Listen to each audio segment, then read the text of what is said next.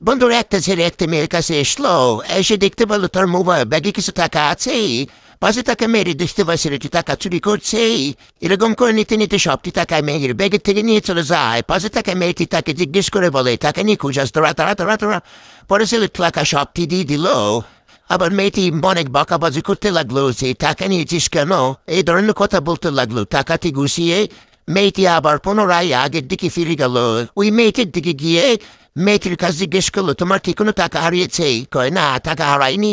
তোমার ব্যাগের মধ্যে খুঁজে দেখো আছে কি না। কয় না, আমার ব্যাগ খুঁজে দেখো কেন? এই ব্যাগের মধ্যে খুঁজে দেখি, এই আমার ব্যাগে তো টাকা নাই। আর ব্যাগে টাকা নেই, আমার টাকা কি হয়েছে? আমার তাই যে তোমার টাকা দাঁড়ো, তোমার টাকা একটা ছেলে চুরি করে নিয়ে পালিয়ে গেছিল। তা আমার টাকা তোমার হাতে আসতো কেন? তুমি চুরি করছো আমার টাকা। বিশ্বাস করো, আমি চুরি করিনি, পাশে টাকা একটা ছেলে সে চুরি করেছিল। তো কেন তুমি টাকা চুরি দাও, আমার টাকা দাও। আর চুরি আর চুরি করবা না।